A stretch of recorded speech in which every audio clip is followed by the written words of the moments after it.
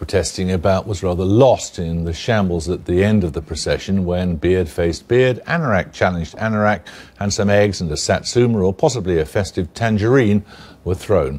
There's no question that university students now are having a tougher time of it than their parents had, and of course they don't like paying hefty fees. The bigger question is what the new system of funding is doing to higher education, which raises the familiar question, what is a university for? David Grossman went to today's rally. They are no longer protesting about something that might happen. Students in England face a new reality. Higher fees are with us, and they're not universally popular. A lot of my friends don't really have anything to look forward to once they graduate because it's such a difficult climate to get a job. It's not fair, like having all that burden of debt. There's a few kind of schemes within the uni to kind of ease it, but I mean obviously it's tough. It's clear there's still plenty of anger about the decision to increase tuition fees, but beyond that, what has been the impact on the higher education sector as a whole? For a start, let's look at student numbers. There were predictions before this change came in that we were going to see a massive dropping off in the numbers of people going to university. If you look at the graph, it appears that that drop-off has happened, but much of this is accounted for by many students who would have come this year forgoing their gap year and starting their degrees last year to avoid the fees. Allow for this, and the graph for England, where fees went up, looks pretty similar to that of Scotland and Wales, which have their own systems of university finance. So much for student numbers. What about the composition of the university population? Has there been, as some predicted, a massive drop in the numbers of students from poorer backgrounds going to university? There are some suggestions when you look at the applications this summer that it's students from richer backgrounds, more prosperous socioeconomic backgrounds who've decided not to go to university. The numbers are very small though, so you can't read too much into it, but certainly it looks as if students from poorer backgrounds are still going to university, which is not what many people predicted. Of course, the government put a lot of work into making sure students from poorer backgrounds weren't put off applying, with all sorts of help available. However, one study of this help suggests that students won't know exactly what they'll qualify for until they get well into their first term, which seems of limited value if the purpose is to persuade them to apply in the first place. Simon Hughes advised the government on fair access. He says we clearly have more work to do on this system. There's money given, increasing amount for scholarships.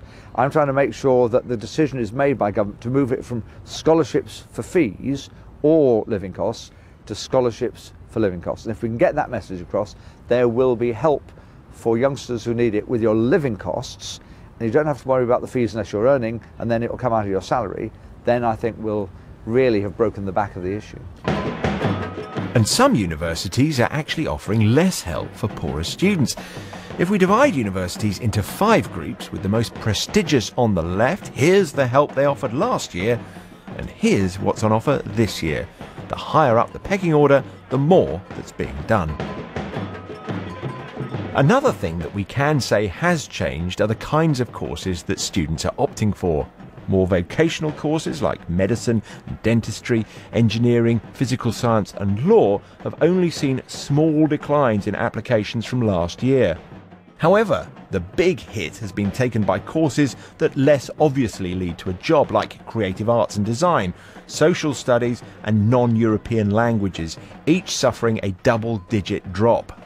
Bluntly, the universities that are not delivering courses that do well for students, where the student feedback says this is not well taught, or the buildings are not good, or but we don't get enough seminars and lectures, those courses will go, and the finances of universities will not in the end be able to fund courses that aren't seen to be good by the people going. Police are clearly determined that these protesters won't get near Parliament. However, Parliament has clearly got at them, at least they feel like they've been victimised. But MPs will say that wasn't the plan, it wasn't the objective. The purpose of increasing tuition fees was to shore up the future of higher education funding. So, in that context, how successful have the changes been? If we look at the projections for university finance going forward, this line shows what the government is putting in, falling off rapidly. But this is more than offset by the rise in fees and the increase in foreign students.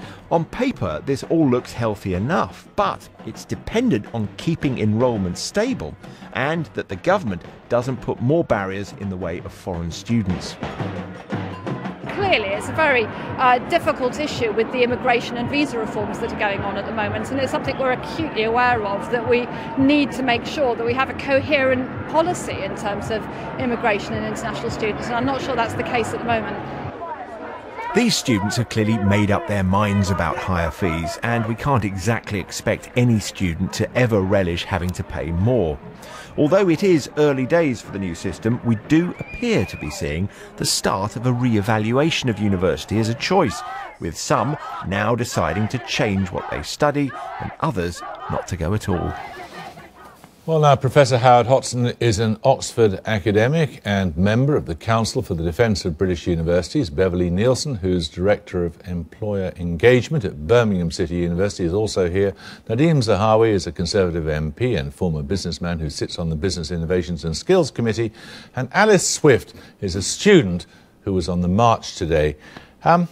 What's wrong with the re-evaluation, Professor, then, of what universities are for? Well, I don't think anyone would deny that universities need to be re-evaluated incrementally on an ongoing basis. Why are you against it then? What I'm against is the fundamental and radical overhaul of one of the finest university systems in the world. It's one of the great national assets this country possesses. It's universally regarded around the world as one of the finest things that Britain does. That it should be incrementally overhauled in new economic circumstances, I think, is undeniable. But that's not what the government has set out to do. From the moment the Brown Review was published, from the moment the White Paper was published, the government was talking about a fundamental, radical shake-up of higher education in England. And it seems to many people inside of universities as a very imprudent thing to do in an area where the universities have never been more important to the knowledge economy, and our competitive advantages have never been more difficult to obtain, to fundamentally overhaul one of the best things we have. An epitaph you seek for your government. Well, I sat on the committee that took the evidence. I wish Howard was there to listen to the evidence. Let's not. Howard's getting stuck on language. The reality is we're putting students at the heart of the system, and that's a good thing. Let me just explain what that means. It means students now are able to compare and contrast and see which courses are the right ones for them. More engagement with business, more engagement with employers, not just businesses, but third sector, service sector, with universities. But just one last thing, Jeremy, before I finish. The old system, if you're earning £21,000 today, you'd be paying £470 a month in payment back. Under the new system, if you earn over 21,000, that's when you start paying. If you earn 22,000, you only pay £90 a year. There's so much misinformation about the fees. I'm less concerned with how these fees are paid back than with what it is doing to education. Now, what is your job at Birmingham City University? I'm Director of Employer Engagement. And what does that mean? Well, what that means is that we're looking all the time about how employers are involved in the relevance of what our students are learning. So we're working with employers on co-creation of courses to ensure that we're meeting the needs of employers. You're churning out a workforce for them? Well, no, I think we would regard in our education, the education that we're providing, as so much more than just equipping them for their work, but they have knowledge, they have the ability to think creatively, critically, analytically, work in teams. That's what students wanted. They want a job at the end of it all. Yes, of course they want a job, but I think the way that our university system is being shaken up at the moment to be beholden to the market is extremely dangerous. I mean, why on earth is it dangerous? It's very dangerous. So at the University of Birmingham, loads of departments that aren't seen as something that can contribute to a market economy or to the dictate of a market economy, things like archaeology, antiquity, sociology, all of these subjects are very much under threat. And because they're not beholden not enough students want to study them. No, that's not true at all. There are plenty how can they be under threat? They are under threat at the University of Birmingham. They are threatening to close down these departments as we speak. Look, if there were lots of students who wanted to study those subjects, and pay the fees to do so, I suspect they'd be kept open. No, absolutely not. No, there are lots of students that want to study these subjects, sociology especially. The University of Birmingham has over the past couple of years tried these subjects to close sociology down when there is a huge demand for sociology. That's why it can't close it down. There you are. Perhaps you could engage with that. Well, if University of Birmingham is closing down courses where there's massive demand, then there's something wrong at the university. But I don't think that is happening. The reality, Alice, that if you look at the evidence, and we saw it in the programme, the Russell Group universities, and this is the same in America, where you see places like Harvard do really well in attracting students from lower socio-demographic backgrounds into their courses, because they become much more aware of their responsibility, their social responsibility. And that's beginning to happen with the Russell Group, which is what the evidence shows. Now, at the Select Committee, we're going to monitor the process. We're going to monitor this thing.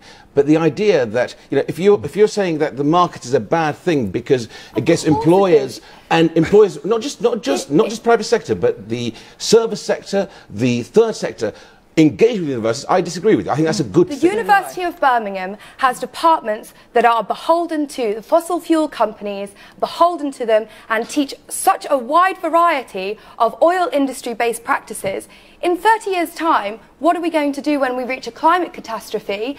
The market works on short-termism, and it does not consider these aspects at all, and we're completely beholden to it under this new regime. Professor, there's another question here, and it is about the broader social context. Is what, frankly, I mean, I don't want to be rude, but what is the point of people paying their taxes? And you're early modern intellectual history, aren't you? Yes. Subjects, most of us don't really understand. Well, why should the taxpayer support that sort of activity? Well, I mean, there's a huge range of answers to that question. The public sort of market-facing face of the university is crucially important, but what universities fundamentally do... What is your contribution to the market? Well, I'm here discussing it on your program. Well, you're not getting paid much for this, I'll tell you. Indeed. As a matter of fact, the project which I direct at the Oxford University has raised $2.5 million of American money. So if you're asking for a direct contribution to the market, there you have it. This is more money than I'm going to make in a very substantial fraction of my career. Okay. But if you're asking a more general question, which I presume you are, yes, which is about why every modern, Western, prosperous, democratic country for the last 50 years has supported a publicly subsidized university system, then there are all kinds of reasons for that. There is the fact that a democratic polity depends upon having an educated electorate. There's the fact that innovation is fundamentally necessary for the economy. There's the fact that our cultural industries as well, which are a very vital and important part of our economy, depend directly on universities. Come on. Yeah, but the really extraordinary thing, and this is something which hasn't been picked up in the media, this is the first time in modern history that a publicly funded university system has been eliminated with the stroke of a pen. There's now stroke of the pen. Students just don't want to study a lot of these subjects. No, I'm talking about the fact. I'm talking about the fact that in every other country, a university system exists which is directly funded by taxpayers' money. England has just done something which is radical and unprecedented, which is to remove overnight, at the stroke of a pen, the direct funding of universities. I'd just like to make the point about innovation. I mean, it's absolutely essential to our economy that we innovate. We've just done a study through our Think and Do tank at Birmingham City University, which demonstrating the enormous value of design and innovation to our economy in the Midlands. So we're, this is all about encouraging radical innovation, encouraging lateral thoughts, probably the sorts of things that come very natural in your sort of area. So I don't think it's one or the other. Do you think he's a luxury? No, I don't. Do you think that society is in any way harmed if, let's say for the sake of argument that Alice is right, let's say that certain subjects cease to be taught in universities, and it doesn't matter whether it's specifically archaeology or something else, but something that is a non-vocational subject. Does society suffer because of that? I think really it's about understanding where the value is of these different subjects. I would say society does suffer. Why? Absolutely. Why? Because education is a public good, it is a social good, and it can't be beholden to whatever the short-term prospects are of the market. That's a mere assertion. It doesn't need to be a trade-off. We don't need to go just purely market-driven. But the evidence does seem to suggest that students are voting with their feet. Some are, and what you'll get is some of the very successful universities will continue to subsidise courses that they think are for the social good. They are good things to have in a society. There's nothing wrong with that. Do you think it matters then that fewer people wish to study non-European languages? Well, I think it matters that we make sure that there's enough courses, enough diversity in the economy so that there is choice for everyone. And that's not what your system is allowing to happen. The system. I mean, this is fundamentally important point. I mean, the ascendant economies of the world are not in Europe. If we want to understand and be able to gauge with the ascendant economies in the world, we certainly have to maintain a capacity to teach our young people non-European languages. Now, if the market signals seem to be suggesting to students that this is not a profitable activity, then we're dealing with market failure. The market signals are failing to convince students to study things that we desperately need. I'd like to, can I make a more general point here? You better be quick. I will try. The real point is that although engaging directly with the market is one of the very important things that universities do, the really fundamental, crucial, unique things that universities do is stay way back from the short-term cycle of journalism, the short-term cycle of politics, the short-term cycle of business, and engage people's mind with the really big problems. Now, we're entering a century in which we're being faced by the most enormous problems, and it is vitally important that universities not be swallowed up by the short-termism of the political cycle on the one hand or the economy.